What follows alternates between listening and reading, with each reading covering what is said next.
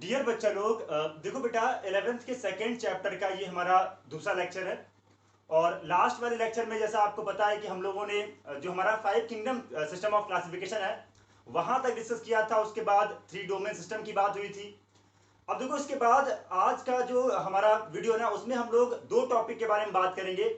देखो एक तो वहां पे टेबुलर फॉर्म में एक कंपेटिटिव स्टडी दे रखी है हमारे 5 किंगडम्स की, वो बात करेंगे उसके बारे में। और इसके अलावा जब आप देखिए एनसीईआरटी देखेंगे ना बेटा, तो वहां पर जो 3 डोमेन सिस्टम के बाद जो एक पूरा पैराग्राफ एक्सप्लेन किया गया है, देखो बेसिकली उस पैराग्राफ में ये बताया गया है कि किस तरह से वहां पर जब आपका 2 किंगडम सिस्टम ऑफ क्लासिफिकेशन से 5 किंगडम सिस्टम ऑफ क्लासिफिकेशन की तरफ हम लोग जब मूव हुए तो कौन से वहां पर चेंजेस आए, या इसके अलावा वो कौन से वहां पर जो डिमेरिट्स थी हमारे पुराने वाले जो किंगडम, अगर हम क्लासिफिकेशन की बात करें, मतलब जो 2 किंगडम सिस्टम ऑफ क्लासिफिकेशन है हमारा, उसमें कौन कौन सी जो डिमेरिट्स थे वो फिर से वहां पर एग्जांपल्स के साथ एक्सप्लेन किए गए। और इसके साथ साथ ये बताया गया है कि भाई जो हमारा 5 किंगडम सिस्टम ऑफ क्लासिफिकेशन है उसमें किस तरह से वहां पर चेंजेस हुए और जो ऑर्गेनिज्म है उनका जो लोकेशन है वो कहीं ना कहीं चेंज हुआ। तो चलिए सबसे पहले बात करेंगे यहाँ पर जो एक टेबुलर फॉर्म में कंपेटिटिव स्टडी दे रखी है हमारी 5 किंगडम्स के बारे में। तो उसमें कुछ वहां पर देखिए शुरुआत की चीजें तो बहुत आसान है, आपको समझ में आ जाएंगी, लेकिन उसके बाद कुछ वहां पे नए टर्म्स हैं जिनके बारे में हम लोग बात करेंगे। इसके साथ ही साथ कुछ चीजें ऐसी हैं वहां पे बेटा, जब हम लोग आगे के चैप्टर्स में पहुंचेंगे तब वहां जाके आपको ज्यादा अच्छे से क्लियर होगा। तो फिलहाल तो आज के जो लेक्चर हमारा उसमें हम दो टॉपिक पे डिस्कशन करेंगे।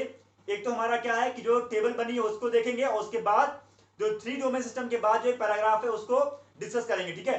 तो चलिए सबसे पहले स्टार्ट करते हैं यहाँ पर कि जो टेबलर फॉर्म में दे रखा वहां पर कि जैसे मान लीजिए वहां पर सबसे पहले क्या दे रखा है, कैरेक्टर्स की बात की गई है। और ये किसके कैरेक्टर्स की बात है बेटा, जो हमारे पास 5 किंगडम है, मतलब मोनेरा, प्रोटिस्टा, फंजाई, प्लांटी और एनिमलिया।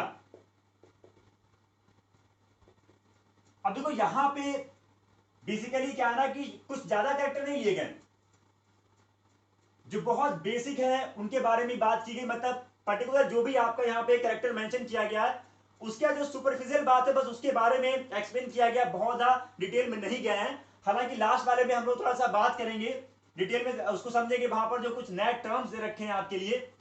देखो यहाँ पे सबसे पहले उन्होंने बात की है कि भाई जो हमारा मोनेरा, प्रोटिस्टा, फंजाई, प्लांटी या एनिमलिया की बात करें, ये कौन से टाइप के सेल को रिप्रेजेंट कर रहे हैं। तो वहां पर पहला पॉइंट रखा आपका सेल टाइप। देखिए सिंपल सा आप इतना समझ गए होंगे अभी तक कि भाई मोनेरा जो है वो हमारे उसमें बैक्टीरियाज आते हैं, तो नो डाउट वो कौन से टाइप के सेल को रिप्रेजेंट करेंगे, वो प्रोकैरियोटिक सेल को रिप्रेजेंट करेंगे। तो यहां पर मोनेरा में कौन से टाइप की सेल मिलेगी आपको, प्रोकैरियोटिक। उसके बाद प्रोटिस्टा, फंजाई, प्लांटी, एनिमलिया, इन चारों में बेटा कौन से टाइप की सेल मिलेगी आपको, एडवांस मतलब यूकैरियोटिक सेल। यहां पर भी यूकैरियोटिक और यहां पर भी, और ये एनिमलिया तक आपको यूकैरियोटिक सेल जो है वो मिलेगी, ठीक है। तो पहला जो हमारा किंगडम है सिर्फ मोनेरा, उसी में आपको प्रोकैरियोटिक सेल जो है उसको रिप्रेजेंट करते हुए दिखेंगे। बाकी जितने भी हमारे किंगडम बचे हैं उन सभी में जो सेल टाइप है वो कौन सा, यूकैरियोटिक हो जाएगा। अच्छा इसके बाद देखिए यहां पर जो सेकेंड है उसके पहले हम लोग थर्ड वाले को देख लेते हैं, न्यूक्लियर मेम्ब्रेन। देखो बेटा एक बात बताओ, यहां पे अभी चूंकि आपने 9th में प्रोकैरियोटिक और यूकैरियोटिक सेल को पढ़ा है, तो आपने ये भी पढ़ा था कि भाई जो हमारा प्रोकैरियोटिक सेल होता है उसके जो न्यूक्लियस है, मतलब वहां पर उसको न्यूक्लियस नहीं कहते हैं, उसे न्यूक्लियोइड कहते हैं, क्योंकि वहां पर जो न्यूक्लियर मेम्ब्रेन है वो आपको नहीं मिलेगी। तो यहां पर मोनेरा में चूंकि प्रोकैरियोटिक सेल को रिप्रेजेंट कर रहे हैं, तो क्या आपको न्यूक्लियर मेम्ब्रेन मिलेगी, अब्सेंट मिलेगी आपको, ठीक है, यहां नहीं मिलेगी, बाकी हर जगह आपको प्रेजेंट मिलेगी, ठीक है। चलिए इतनी बात हो गई। इसके बाद सेल वॉल की अगर हम बात करें, देखो यहां पे सेल वॉल जो है वो आपको ज्यादातर में मिलेगी, लेकिन है क्या डिफरेंस, बेसिकली क्या है कि जो उनका केमिकल कंपोजिशन है, सेल वॉल का जो बेसिकली केमिकल कंपोजिशन है वो आपको अलग अलग मिलेगा। हालांकि यहां पे जैसे मेंशन किया गया है कि मोनेरा में आपको सेल वॉल मिलेगी, ठीक है। हालांकि इसका एग्जप्शन भी है, माइकोप्लाज्मा, वो हम लोग बाद में बात करेंगे। तो यहां पर आपको प्रेजेंट मिलेगी, बट कैसे मिलेगी? Non cellulosic. नॉन सेलुलोजिक का मतलब क्या बेटा कि देखिए हम लोगों ने प्लांट्स में सेल वॉल पढ़ी थी 9th में, याद करिए कि एनिमल सेल और प्लांट सेल में डिफरेंस जब आपने पढ़ा था तो आपने पढ़ा था कि भाई प्लांट सेल में सेल वॉल होती है, एनिमल सेल में नहीं होती है। तो प्लांट सेल में जो सेल वॉल होती है वो सेलुलोज की बनी होती है, थोड़ा सा हम उससे फैमिलियर हैं, इसलिए वहां पर ये मेंशन किया गया है कि जो मोनेरा है उसमें आपको सेल वॉल मिलेगी, लेकिन वो नॉन सेलुलोजिक होगी, मतलब सेलुलोज की नहीं बनी होगी। वो किसकी बनी होगी? आपका पॉलीसेकेराइड्स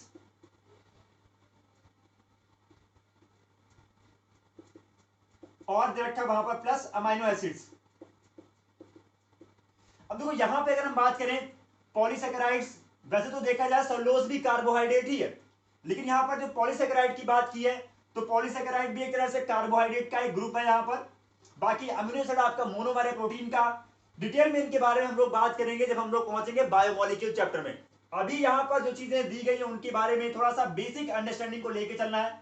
ज्यादा डीप में अगर जाओगे तो जो पूरा ओवरऑल एसेंस यहाँ पे हमें समझना है यहाँ पे, जो समझाया गया है आपको वो थोड़ा सा लैक हो जाएगा, डायल्यूट हो जाएगा। ठीक है, चलिए यहाँ पे सबसे पहले बात करते हैं कि भाई चलिए मोनेरा में बात समझ में आ गई कि यहाँ पर आपको सेलुलोज की बनी हुई सेल वॉल नहीं मिलेगी। अच्छा, प्रोटिस्टा में भी आपको सेल वॉल मिलेगी लेकिन सभी में नहीं मिलेगी, तो लिखा है वहां पर प्रेजेंट इन सम। देखिए आगे जब हम लोग बात करेंगे प्रोटिस्टा किंगडम के बारे में तो वहां पर उसको फर्दर कई सारे ग्रुप में डिवाइड किया गया है, तो वहां जाके समझ में आएगा कि भाई किस में सेल वॉल मिलेगी और किस में नहीं। तो फिर अभी यहां समझ लीजिए कि प्रेजेंट इन सम। ठीक है, इसके बाद फंजाई में भी आपको मिलेगी सेल वॉल, लेकिन बेटा ये किसकी बनी होगी? ये बनी होगी आपका काइटिन की।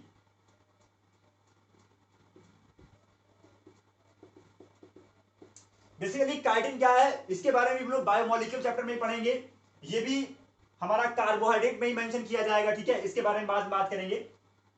अभी यहां पे सिर्फ इतना समझना है कि किसमें आपका सेल वॉल है, और अगर वो है तो क्या वो सेलुलोजिक है कि नॉन सेलुलोजिक। ठीक है, अच्छा प्लांटिंग में तो मिलेगी, ये तो हम लोग पहले ही पढ़ चुके हैं, 9th में पढ़ा था कि भाई सेल वॉल जो है वो प्लांट सेल में मिलेगी। तो यहां पर प्लांटिंग में सेल वॉल आपको मिलेगी, लेकिन कैसी मिलेगी? वो सेलुलोजिक मिलेगी, यानी सेलुलोज की बनी होगी। अच्छा, एनिमलिया में आपको सेल वॉल नहीं मिलेगी। ठीक है, तो यहां पर जो आपका थर्ड पॉइंट था मतलब सेल वॉल, हालांकि ये सेकंड पॉइंट दे रखा, न्यूक्लियर मेम्ब्रेन थर्ड दे रखा था, हमने इसको पहले समझ लिया। इसके बाद अगर हम पहुंचते तो वहां पे मेंशन क्या किया गया बेटा? Body organisation.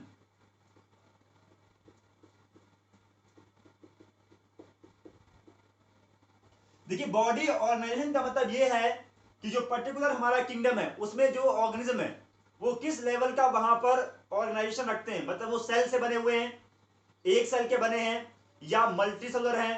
फिर अगर मल्टी सेलुलर है तो क्या वहां पर टिश्यू की फॉर्मेशन हो चुकी है, या टिश्यू के अलावा क्या ऑर्गन या फिर ऑर्गन सिस्टम की फॉर्मेशन हो चुकी है। देखो वैसे बता दें आपको कि यहां पर जो लेवल ऑफ ऑर्गेनाइजेशन की बात करेंगे हम लोग किंगडम एनिमलिया में, वहां ज्यादा अच्छे से इस चीज को समझेंगे कि भाई तमाम तरह के जो हमारे पास एनिमल्स हैं उनमें भी कुछ ऑर्गेनिज्म, मतलब कुछ हमारे एनिमल्स ऐसे हैं जो सेलुलर ग्रेड के हैं, कुछ टिश्यू ग्रेड के हैं, या फिर जो है वो कुछ ऑर्गन या ऑर्गन सिस्टम ग्रेड के, तो वहां पे ज्यादा अच्छे से हम लोग पढ़ेंगे इसको। अभी सिर्फ आपको इतना समझना है कि मोनेरा में जो हमारे बैक्टीरिया आते हैं वो सिंगल सेल को रिप्रेजेंट करते हैं, मतलब वो कैसे वहां पर उनका हो जाएगा बॉडी ऑर्गेनाइजेशन सेलुलर हो जाएगा। ठीक है, प्रोटिस्टा में भी क्या है, यहां पर भी आपको क्या मिलेगा? सेलुलर मिलेगा, मतलब एक सेल के बने हुए हैं, और मेन जो यहां पर लाइफ प्रोसेस है वो एक सेल के अंदर ही हो रही है। अच्छा, फंजाई की अगर हम बात करें तो यहां पर ये मल्टी सेलुलर है। अच्छा, क्या आपको याद आ रहा है कि कोई ऐसा फंजाई है जो, कोई ऐसा एग्जांपल आपके पास है कि जो भाई यूनिसेलुलर है? बिल्कुल है, एक्सेप्ट अगर हम बात करें यहां पर मल्टी सेलुलर, तो देखिए बुक में लिखा है, आप अपने पास से ऐड कर सकते हो कि एक्सेप्ट ईस्ट, जो आपका ईस्ट है ना वो यूनिसेलुलर होता है, वो मल्टी सेलुलर नहीं है। तो फिलहाल यहाँ पे हम लोग आगे भी फंजाई के बारे में पढ़ेंगे, तब वहां पर डिटेल में समझेंगे। यहां जो मेंशन किया गया कि भाई मल्टी सेलुलर है, और इसके अलावा वहां पे मेंशन किया लूज टिश्यू। देखिए लूज टिश्यू का मतलब यहां पर यह है कि टिश्यूज की फॉर्मेशन तो आपको मिलेगी, मतलब कुछ हमारे ऐसे फंजाई के ग्रुप हैं जिनमें आपको टिश्यूज मिलेंगे, लेकिन बहुत ज्यादा कॉम्प्लेक्सिटी वहां पर भी आपको टिश्यू में भी नहीं मिलेगी। तो सिर्फ वहां पर मेंशन किया गया है कि मल्टीसेलुलर तो है लेकिन लूज टिश्यू वाली कंडीशन है। प्लांटी में क्या है, आपको टिश्यू मिलेंगे और इसके अलावा ऑर्गन की बात हो रही है। तो प्लांटिंग में मतलब हमारे जितने भी प्लांट्स हैं, प्लांट्स के बारे में हम लोग डिटेल में पूरा चैप्टर हमारे पास, उसमें आपको समझ में आ जाएगा कि जो हमारे प्रिमिटिव टाइप के प्लांट्स हैं, जैसे थाइलोफाइट्स की बात करें, या अगर हम हायर जो है प्लांट्स की बात करें, जैसे मान लीजिए जिम्नोस्पर्म और एंजियोस्पर्म, तो यहाँ पर वेरिएशन मिलेगा आपको बॉडी ऑर्गेनाइजेशन के पॉइंट ऑफ व्यू से, टिश्यू ग्रेड के मिलेंगे या फिर आपको जो ऑर्गन वाली कंडीशन भी मिलेगी आपको। अच्छा, एनिमलिया की बात करेंगे तो यहाँ पर टिश्यू भी दे रखा है आपका, इसके अलावा ऑर्गन भी दे रखा है और ऑर्गन सिस्टम भी दे रखा है।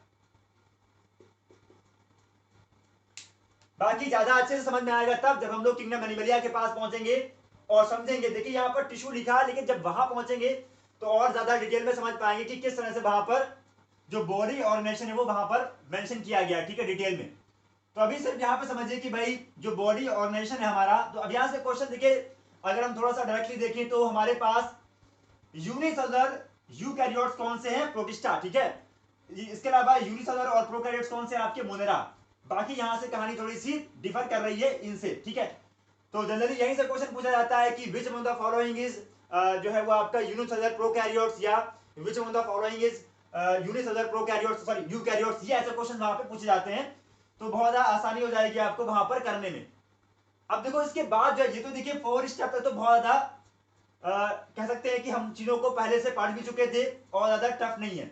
लेकिन यहां पर इसके बाद जो 5th वाला पॉइंट दे रखा है वो आपने पढ़ा हुआ है, लेकिन कुछ टर्म्स वहां पे हैं जो आपके लिए नए हैं। तो थोड़ा सा उनके बारे में बेसिक जो नॉलेज है उसको डिस्कस कर लेते हैं, फिर उसके बाद हम लोग उस पैराग्राफ को डिस्कस करेंगे जिसके बारे में हम लोगों ने भी बात की थी। देखो यहां पे जो हमारा 5th पॉइंट दे रखा है वो है बेटा मोड ऑफ न्यूट्रिशन।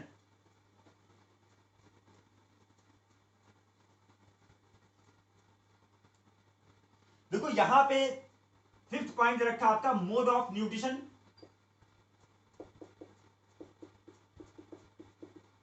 तो सबसे पहले एक काम करते हैं, मोड ऑफ न्यूट्रिशन को अच्छे समझ लेते हैं कि भाई मोड ऑफ न्यूट्रिशन क्या जो है, क्या मतलब है।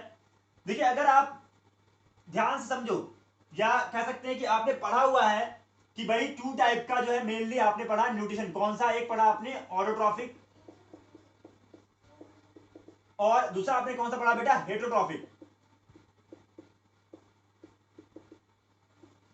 तो अब देखो है क्या, ऑटोट्रॉफिक का मतलब सिंपल सा आपने पढ़ा है कि जिनके पास कार्बन डाइऑक्साइड को फिक्स करने की टेंडेंसी होती है, ठीक है। और हेटरोट्रॉफिक कौन से होते हैं, जिनके पास कार्बन डाइऑक्साइड को फिक्स करने की टेंडेंसी नहीं होती है। तो अपनी बॉडी का जो कार्बन है उसको बनाने के लिए उन्हें क्या करना पड़ता है, दूसरे ऑर्गेनिज्म पे डिपेंड रहना होता है। तो फिलहाल तो यहाँ पे फर्दर इसको और ज्यादा क्लासिफाई किया गया है। अगर हम ऑटोट्रॉफिक की बात करें, इसे कहते हैं फोटो ऑटोट्रॉफिक,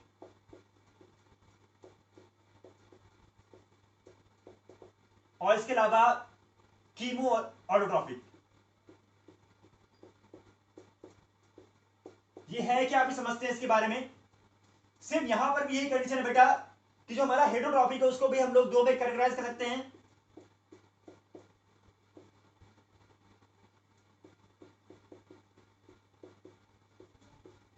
फोटो हेटरोट्रॉफिक और इसके अलावा आपका कीमो हेटरोट्रॉफिक।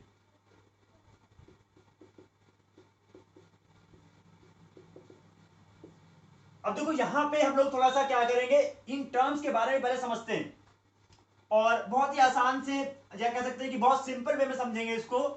और बाकी जो है यहां पर जो मेंशन किए गए हैं हमारे जो हमारा टेबल है उसमें कौन कौन से मेंशन किए गए हैं ये बाद में बात करते हैं। तो चलिए सबसे पहले समझते हैं यहां पर कि ये वाला पॉइंट, ठीक है, फोटो ऑटोट्रॉफिक और कीमो ऑटोट्रॉफिक क्या है। अच्छा एक बात बताइए, जैसे मान लीजिए ये हमारे पास ऑर्गेनिज्म है, ठीक है, ये ऑर्गेनिज्म है। देखो है क्या, अभी जैसे हम लोगों ने बात की कि अगर इसके पास टेंडेंसी है जो एनवायरमेंट में कार्बन डाइऑक्साइड है, यानी कार्बन डाइऑक्साइड को यहां पर फिक्स करने की अगर टेंडेंसी है इसके पास, तो हम क्या कहते हैं इसको,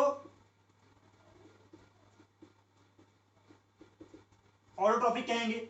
देखो यहां पे एक चीज समझिएगा, ऑर्गेनिज्म बाहर से कार्बन डाइऑक्साइड को लेगा और फिक्स करेगा, तो नो डाउट क्या बनाएगा, अपनी बॉडी का कार्बन बनाएगा। तो अपनी बॉडी का कार्बन का मतलब है कि तमाम तरह के जो उसके कंपोनेंट्स है, चाहे वो carbohydrate, protein, fat, nucleic acid, इनकी अगर हम बात करें तो इन सबको बनाने के लिए वो बाहर से अगर कार्बन डाइऑक्साइड को लेके फिक्स कर सकता है, तो ये कंडीशन कहलाएगी आपका ऑटोट्रॉफिक। लेकिन यहां पे क्या है ना बेटा कि ये जो प्रोसेस चल रही है ना, इसके लिए एनर्जी भी तो चाहिए ना। तो अगर यहां पर सोर्स ऑफ एनर्जी, बात को समझिएगा, कार्बन डाइऑक्साइड को फिक्स करने के लिए अगर सोर्स ऑफ एनर्जी आपका सनलाइट है, मतलब फोटोन्स हैं, तो यहां पर ये वाला क्या कहलाएगा आपका, फोटो ऑटोट्रॉफिक। एग्जाम्पल आपके दिमाग में आ रहे होंगे भाई, कौन से एग्जाम्पल है इसमें, प्लांट्स।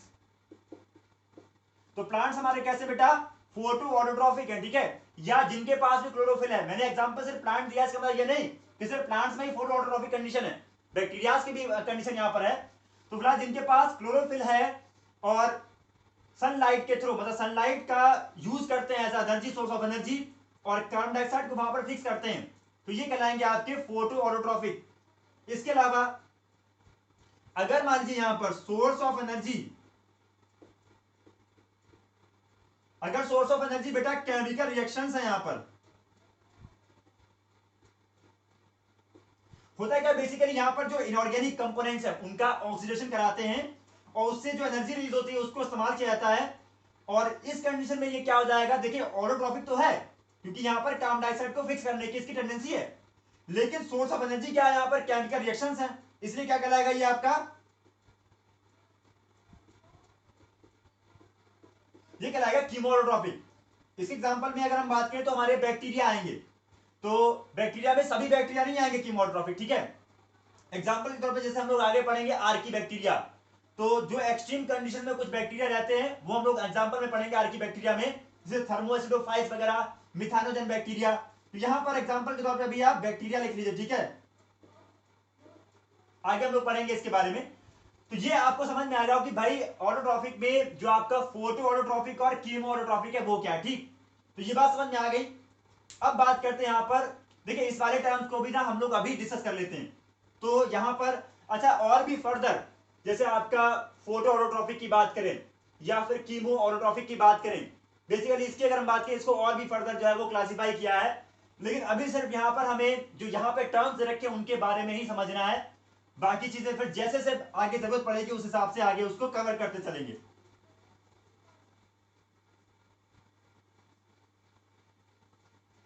देखो इसके बाद बात करते हैं यहां पर हेटरोट्रॉफिक में फोटो हेटरोट्रॉफिक और कीमो हेटरोट्रॉफिक। देखो यहां पर देखिए फोटो हेटरोट्रॉफिक को या फिर कीमो हेटरोट्रॉफिक को, कंडीशन जो मेन आपको समझनी वो ये, जो मेन फंडामेंटल चीज क्या है भाई, कि यहां पर ऑर्गेनिज्म के पास कार्बन डाइऑक्साइड को फिक्स करने की टेंडेंसी नहीं है, ठीक है। तो यहां पर क्या है कि जैसे मान लीजिए ये है ऑर्गेनिज्म और ये क्या कर रहा है, इसके पास कार्बन डाइऑक्साइड को फिक्स करने की टेंडेंसी नहीं है, तो ये क्या करेगा, ये बाहर जो अदर ऑर्गेनिज्म है, ठीक है, जिन्होंने डिफरेंट वे में अपनी बॉडी में कार्बन को स्टोर किया है in form of carbohydrate, protein, fat, ठीक है, उनको इस्तेमाल करेंगे ये। तो मतलब कहने का ये है कि ये ऑर्गेनिज्म बाहर से कार्बन के तौर पे, मतलब अपनी बॉडी में कार्बन को बनाने के लिए क्या लेते हैं, कार्बोहाइड्रेट हो गया, ठीक है, प्रोटीन हो गया, या फिर आपका फैट वगैरह हो गया। तो इसके लिए क्या करेंगे, ये दूसरे एनिमल्स है, दूसरे प्लांट को खाएंगे, ठीक है। तो अब यहां पर क्या है कि सिंपल सी बात आपको समझ में आ गई कि बॉडी में कार्बन को फिक्स करने की टेंडेंसी, यानी कि कार्बन डाइऑक्साइड को फिक्स करने की टेंडेंसी इनके पास नहीं है। तो ये क्या करेंगे, अपनी बॉडी के कार्बन के लिए दूसरे ऑर्गेनिज्म पे डिपेंड रहेंगे। लेकिन यहां पर क्या है कि अगर सोर्स ऑफ एनर्जी, अगर सोर्स ऑफ एनर्जी यहां पर क्या है, सनलाइट है। देखो बात समझिएगा कि जो कार्बन सोर्स है ना वो अलग चीज है, सोर्स ऑफ एनर्जी वो अलग चीज है यहां पर। तो सनलाइट को अगर इस्तेमाल कर रहे हैं अगर सोर्स ऑफ एनर्जी, तो ये कहलाएंगे आपकी क्या चीज, फोटो हेटरोट्रॉफिक,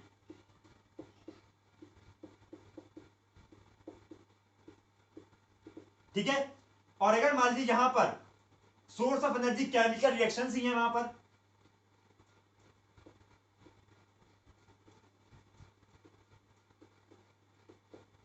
जैसे मान लीजिए ग्लूकोज का ब्रेकडाउन, तो अगर सोर्स ऑफ एनर्जी यहां पर केमिकल रिएक्शंस ही यहां पर हैं, तो ये आपका कहलाएगा कीमो हेटरोट्रॉफिक।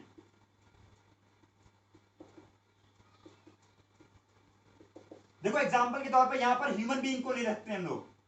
देखिए ह्यूमन जो है ना, वो आपको पता है कि एनर्जी के लिए हम लोग क्या करते हैं, तमाम तरह की रिएक्शन होती है ना एनर्जी के लिए भी, और हम लोग अपने कार्बन के लिए किस पे डिपेंड है, अदर ऑर्गेनिज्म पे। तो कीमो हाइड्रोट्रॉपिक का बहुत अच्छा एग्जांपल है ह्यूमन बीइंग। बाकी फोटो हाइड्रोट्रॉपिक में आपके कई सारे बैक्टीरिया जो है वो आते हैं। तो यहां पे हम लोगों ने इस कंसेप्ट को समझा, ये आगे भी आपके काम आता रहेगा, ठीक है बेटा। तो अब चलिए फिर से हम लोग पहुंचते हैं अपने एनसीईआरटी के पास, जिसमें लास्ट जो पॉइंट दे रखा है मोड ऑफ न्यूट्रिशन। तो समझ गए ना इसको।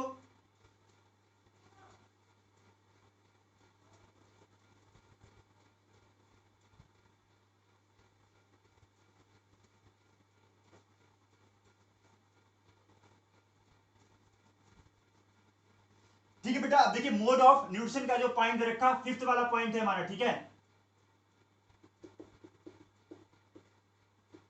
मैं जल्दी से यहां पे बता देता हूं आपको कि जब आप मोलेरा में पढ़ोगे तो उसमें दे रखा है कि यहां पर autotrophic as well as heterotrophic, और ऑटोट्रॉफिक में आपको मोलेरा में दोनों मिलेंगे, मतलब फोटो ऑटोट्रॉफिक मिलेगा और आपको कीमो ऑटोट्रॉफिक मिलेगा। तो कहने का सेंस ये है कि देखिए बाकी आप जब किंगडम देखोगे उन बाकी किंगडम में कीमो ऑटोट्रॉफिक नहीं मेंशन है, तो कीमो ऑटोट्रॉफिक आपको सिर्फ किसमें मिलेगा, मोलेरा में मिलेगा, ठीक। आगे बढ़ोगे तो इसके अलावा आपको जो है प्रोटिस्टा, अच्छा प्रोटिस्टा की बात करें तो वहां आप क्या देखोगे कि वहां पर ऑटोट्रॉफिक भी है और हेटेरोट्रॉफिक भी है। तो ऑटोट्रॉफिक में कौन सा मेंशन किया गया है, फोटो ऑटोट्रॉफिक। और हेटेरोट्रॉफिक में बहुत सारे वहां पर एग्जांपल, जैसे मान लीजिए देखा, अगर हम बात करें बेटा, देखिए हेटेरोट्रॉफिक की अगर हम बात करें तो वैसे तो आपने ये पढ़े हैं ना पैरासिटिक, या इसके बाद जो है वो आपका सेप्रोट्रॉफिक या सेप्रोफिटिक की बात करें, होलोजोइक। देखो यहाँ पे पैरासिटिज्म का मतलब समझ रहे होगे कि एक पैथोजन होता है, वो किसी दूसरे की बॉडी पे जो है वो डिपेंड रहता है for that shelter of food, और उसको जो है वो प्रॉब्लम क्रिएट कराता है। सेप्रोफाइट में क्या होता है कि ऑर्गेनिज्म जो है वो dead and decaying organic matter से फूड को ऑब्टेन करता है। जैसे फंजाई, फंजाई क्या करेगा, ब्रेड के ऊपर एंजाइम को रिलीज कर देगा, और एंजाइम से ब्रेड जो है ना डाइजेस्ट होगी, उसके बाद जो डाइजेशन के बाद जो बिल्डिंग ब्लॉक्स बनेंगे उनको एब्जॉर्ब कर लेगा फंजाई हमारा, ठीक है। तो ये कहलाएगा सेप्रोट्रॉफिक या सेप्रोफिटिक की बात करें। बाकी होलोजोइक क्या है, देखिए होलोजोइक में क्या होता है कि ऑर्गेनिज्म सबसे पहले क्या करता है, फूड को इंजेस्ट करता है, यानी कि यहां पर सबसे पहला स्टेप होगा इंजेशन, उसके बाद क्या होगा, डाइजेशन होगा, उसके बाद क्या होगा, एब्जॉर्प्शन होगा, और फिर होगा एजिमिलेशन, और फिर उसके बाद क्या हो जाएगा, इजेशन। यहां पर होलोजोइक में आपके पूरा एनिमलिया आपका होलोजोइक में आएगा, एनिमलिया में आपको बात जो है मिलेंगे। इसके अलावा हमारे जैसे मान लीजिए प्रोटिस्टा में आप रख दिए गए अमीबा वगैरह, तो इनमें भी आपको होलोजोइक, मतलब अगर ये वाला इन वाले स्टेप को फॉलो किया जा रहा है तो उसका मतलब वो कौन से टाइप का कहलाएगा, होलोजोइक कहलाएगा आपका। तो ये मैंने कुछ बेसिक टर्म्स यहाँ पे डिस्कस किए हैं। तो आगे जब आप पढ़ोगे मोड ऑफ न्यूट्रिशन यानी लास्ट वाला पॉइंट पढ़ोगे बेटा, तो प्लांटी में पहुंचोगे तो क्या है, प्लांटी में क्या है ना, प्लांट के पास क्लोरोफिल होता है, तो उनके पास टेंडेंसी है फूड को सिंथेसाइज करने की, तो इसका मतलब वो क्या कहलाएंगे, आपके फोटो ऑटोट्रॉफिक कहलाएंगे, ठीक है, प्लांटी। एनिमलिया में पहुंचोगे तो वहां पर सिर्फ आपको कौन सा मिलेगा, हेटेरोट्रॉफिक मिलेगा, और हेटेरो में भी आपका क्या है, होलोजोइक मेंशन किया गया है, हालांकि उसमें भी पैरासिटिक और भी कंडीशन आपको जो है मिलेंगे, ठीक। तो फिलहाल तो यहाँ पे हम लोगों ने अभी इस टेबल को डिस्कस किया है। अब बात करते हैं उस पैराग्राफ के बारे में जो 3 डोमेन सिस्टम के बाद दे रखा है एनसीईआरटी में, उसको देखिएगा, वहां से कई सारी चीजें बताई गई हैं। हालांकि जो हम लोगों ने two kingdom system of classification है उसकी डिमेरिट्स को पहले ही समझ लिया है, ठीक है, बस उसी को उन्होंने एक्सप्लेन किया है विद एग्जांपल्स। देखो यहां पे एक चीज बताई गई है कि जो हमारा two kingdom system of classification था,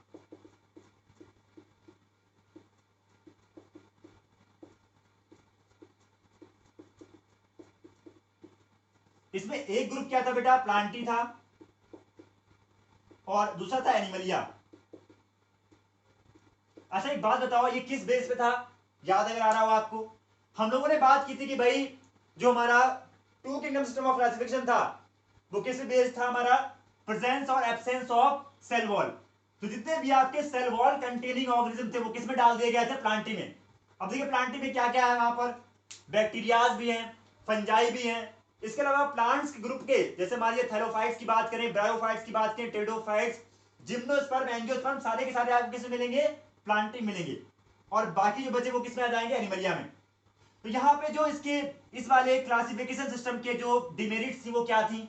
हम लोग पहले भी बात कर चुके हैं कि भाई एक तो क्या था यहाँ पर कि देयर इज नो डिफरेंस, या कह सकते हैं वहां पर there is no differentiation between prokaryotes and eukaryotes.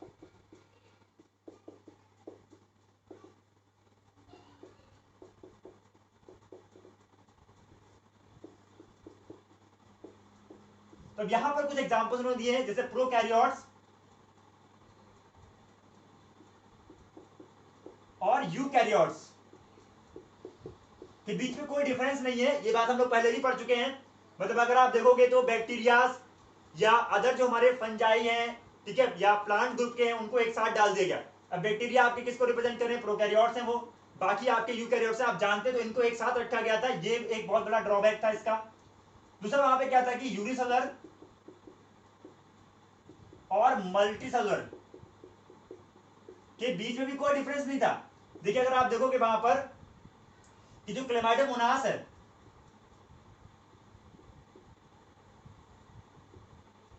और आपका स्पाइरोगायरा, क्लेमाइडोमोनास कैसा? यूनिसेलुलर है आपका, और स्पाइरोगायरा मल्टीसेलुलर है, लेकिन दोनों को एक ही ग्रुप में रखा गया था। तो ये वहां पर एग्जांपल दिया गया। देखो एक चीज बता दें आपको, हर पैराग्राफ को पढ़ना इसलिए जरूरी है क्योंकि बेटा इतने ज्यादा एग्जांपल हैं कि सारे के सारे एग्जांपल आप याद नहीं कर सकते हो, ये उन्हें भी पता है। तो जब वो क्वेश्चन को फ्रेम करते हैं, चाहे नीट के रेस्पेक्ट में हो या फिर आपका जो है वो अगर हम बात करें बोर्ड के पॉइंट ऑफ व्यू से हो, तो वहां पर, या एकेडमी की अगर हम बात करें, अभी 11th में तो आपका बोर्ड नहीं है, तो एकेडमी में क्या ना, क्वेश्चन को फ्रेम करते समय अगर एग्जांपल्स के थ्रू क्वेश्चन को बनाया गया है तो वही एग्जांपल्स उठाए जाएंगे जो आपके एनसीईआरटी में मेंशन है। तो इसलिए यहां पर एग्जांपल्स को देखना बहुत जरूरी है। अच्छा, ये तो हो गया आपका प्रोकैरियोट्स यूकैरियोट्स के बीच में। इसके अलावा वहां पे यूनिसेलुलर और मल्टीसेलुलर भी हो गया। लास्ट वहां पे मेंशन क्या था कि भाई जो वहां पर क्या था कि जो हमारे ऑटोट्रॉफिक हैं और हेटरोट्रॉफिक, इनके बीच में कोई डिफरेंस नहीं है। सिंपल सी बात है, ऑटोट्रॉफिक में कौन सा आ जाएंगे? प्लांट्स आ जाएंगे आपके, और हेटरोट्रॉफिक में कौन आ जाएंगे? आपके फंजाई वगैरह आ गए, ठीक है। तो ये दोनों क्या था? एक ही ग्रुप में रखे हुए थे, जबकि ये ऑटोट्रॉफिक है और ये हेटरोट्रॉफिक है। तो ये तो एक तो बेसिक बात हो गई। इसके अलावा वहां पे क्या दे रखा है कि भाई सेल वॉल का जो कंपोजिशन है वो, अगर आप प्लांटी की बात करो तो किसका बना हुआ है? यहां पर ये सेलुलोज का बना हुआ है, और फंजाई की बात करो किसका बना हुआ है? काइटिन का बना हुआ है। तो ये बेसिकली डिफरेंस है वहां पर, फिर भी इनको एक ही ग्रुप में रखा गया था। तो सेल वॉल की प्रेजेंस और एब्सेंस के बेस पे क्लासिफिकेशन तो था, लेकिन जो हमारे पास सेल वॉल कंटेनिंग ऑर्गेनिज्म थे उनमें भी सेल वॉल का जो कंपोजिशन है उसके बेस पे डिफरेंस था। तो इसीलिए वहां पर हमें जरूरत पड़ी किसकी? 5 किंगडम सिस्टम ऑफ क्लासिफिकेशन की।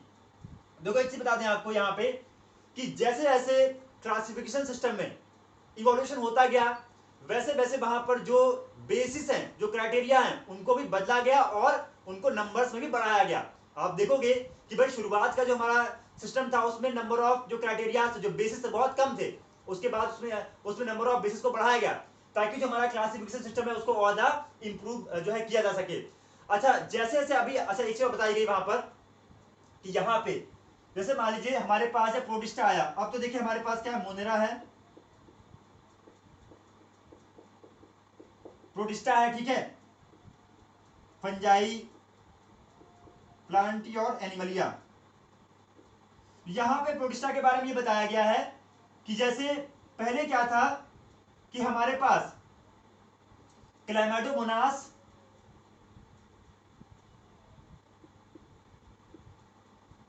और क्लोरेला, ये बेटा प्लांटी में रखे गए थे, ठीक है, पहले। और एनिमलिया में क्या था?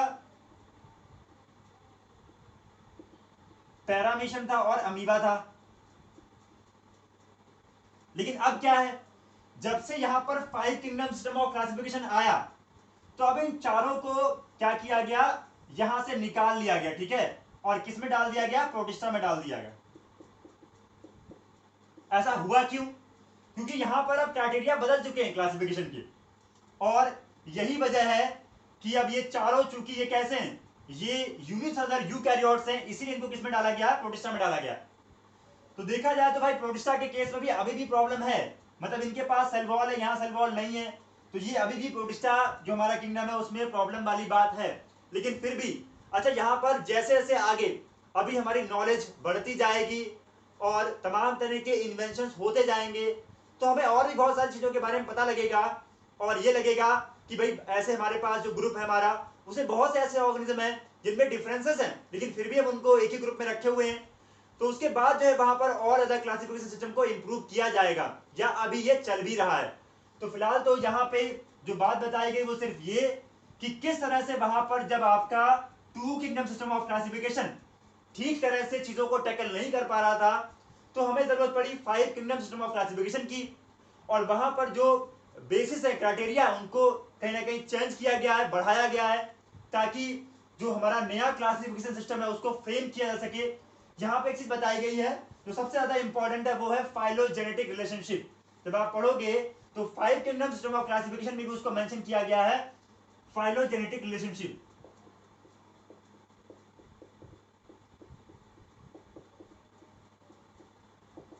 इस वाले पॉइंट पे सबसे ज्यादा फोकस किया गया है ड्यूरिंग क्लासिफिकेशन। और क्यों किया गया है? क्योंकि ये एक ऐसा पॉइंट है जहां पर किसी भी तरह की प्रॉब्लम क्रिएट नहीं होने वाली है फ्यूचर में भी, अगर हम क्लासिफिकेशन की बात करें। क्योंकि ये बेसिकली किसको रिप्रेजेंट करता है वहां पर, एंसेस्ट्री को, मतलब कॉमन एंसेस्टर की बात करता है। हम लोग वैसे तो इसको डिस्कस कर चुके हैं, तो इसको हम ज्यादा अब नहीं डिस्कस करेंगे। हम लोग आगे अगर बात करें तो नेक्स्ट हमारा जो टॉपिक है इसके बाद वो है मोनेरा। और मोनेरा में तमाम तरह के बैक्टीरियाज के बारे में बात हुई है, उनमें जो बेसिक फंडामेंटल जो प्रोसेस हो रही है उनके बारे में बात की गई है। तो जो एक चीज बता दें आपको बेटा, कि अभी अगर आप कोई साइड बुक लेके पढ़ रहे हो तो प्लीज उसको ना पढ़िएगा, क्योंकि साइड बुक में क्या है ना कि एक पर्टिकुलर टॉपिक को ना बहुत ज्यादा डिटेल में लेके जाते हैं वो। उसकी वजह से क्या होता है कि जो ओवरऑल चैप्टर का एसेंस है वो कहीं ना कहीं डायल्यूट हो जाता है। तो जो बेसिकली आपके जो कंसेप्ट है वो वीक रह जाते हैं, और फिर उसके बाद जो क्वेश्चंस आपके फ्रेम किए जाते हैं, चाहे एकेडमिक की बात हो या नीट की रेस्पेक्ट की बात हो, वहां पर आपको वो चीज नहीं मिल पाती, उसका लैक रहता है कहीं ना कहीं। तो अभी आप क्या है ना कि अभी जो मैंने आपको बताया, पहला तो आपको क्या बताया आज कि भाई जो टेबुलर फॉर्म में एक कंफर्टेबल स्टडी दे रखी वो, इसके अलावा जो आपका 3 डोमेन सिस्टम या 6 किंगडम क्लासिफिकेशन की अगर हम बात करें, उसके बाद जो पैराग्राफ दे रखा उसको हम लोगों ने डिस्कस किया है। अब देखो यहां से छोटे छोटे क्वेश्चन तो बहुत आ सकते हैं, बाकी बड़े क्वेश्चंस की बात करें तो कंपैरेटिव स्टडी आ सकती है, डिफरेंस आ सकता है मोनेरा प्रोटिस्टा के बीच में, ठीक है, या फंजाई और जो है वो आपका प्रोटिस्टा के बीच में आ सकता है, ठीक है, छोटे छोटे डिफरेंस आ सकते हैं 1 या 2 मार्क्स में। इसके अलावा आपका ये क्वेश्चन बहुत इंपॉर्टेंट है जो पूछा भी जाता है कि भाई who gave 5 kingdom system of classification, और ऑन विच बेसिस या व्हाट आर द फैक्टर्स, ठीक है, वहां पे कौन कौन से फैक्टर्स हैं जिन पे कि हमारा जो 5 किंगडम सिस्टम ऑफ क्लासिफिकेशन वो बेस्ड है, जो हम लोग पहले ही डिस्कस कर चुके हैं। अब यहाँ पे जो नीड है वहां पर 5 किंगडम सिस्टम ऑफ क्लासिफिकेशन के, उसके बारे में क्वेश्चन आ सकता है। तो आपको पता है कि भाई जो हमारा प्रीवियस हमारा क्लासिफिकेशन सिस्टम है उसकी इतनी ज्यादा डिमेरिट्स थी कि वहां पर जरूरत पड़ी हमें किसकी, एक एडवांस जो है वो क्लासिफिकेशन सिस्टम की, मतलब 5 किंगडम सिस्टम ऑफ क्लासिफिकेशन। तो आज की वीडियो में हम लोगों ने सिर्फ 2 टॉपिक के बारे में बात की, नेक्स्ट वाले में हम लोग बात करेंगे बेटा कहां से, मोनेरा से, ठीक है।